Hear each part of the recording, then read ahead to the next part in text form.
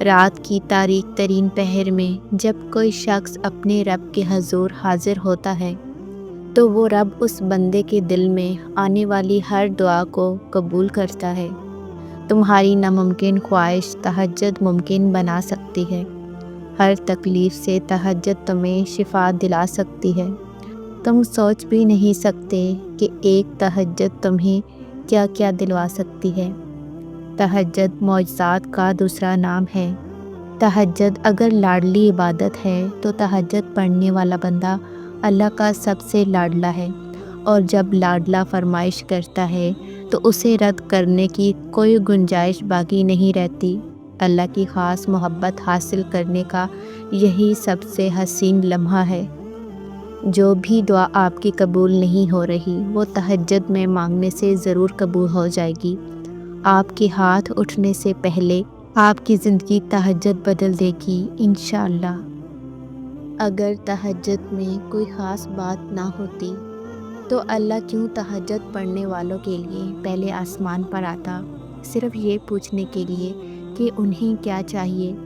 اللہ ان کی دعائیں 7 آسمانوں کے پار بھی تو سن سکتا تھا، لیکن پھر بھی اللہ ان سے ملاقات کے لیے تشریف لاتا ہے۔ تو جیسے اللہ نے تہجد کو باقی نمازوں سے جدا رکھا ہے، ویسے ہی اس نے تہجد پڑھنے والوں کو بھی سب سے جدا رکھا ہے۔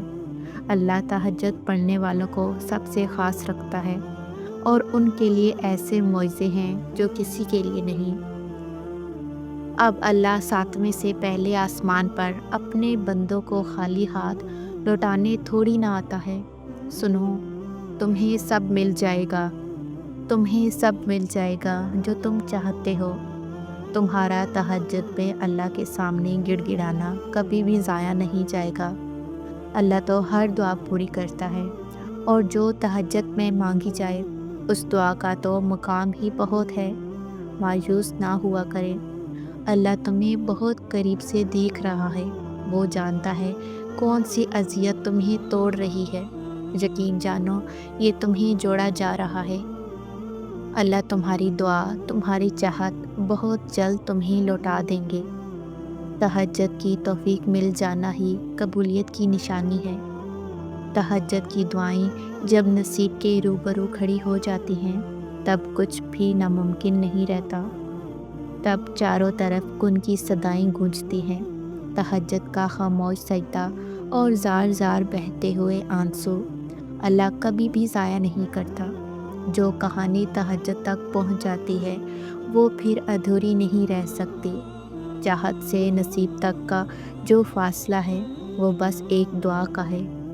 تہجد میں بہنے والا ہر آنسو اللہ سے کن کہنے کی سفارش کرتا ہے، اور اگر تمہاری نصیب میں بہتر ہوا تو تمہاری تہجد کی دعاؤں کی وجہ سے تمہیں وہ جلد حاصل ہو جائے گا جس کا تمہیں انتظار ہے، جس کا تمہیں انتظار ہے، جس کے لیے تم راتوں کو اٹھ اٹھ کر روتے ہو۔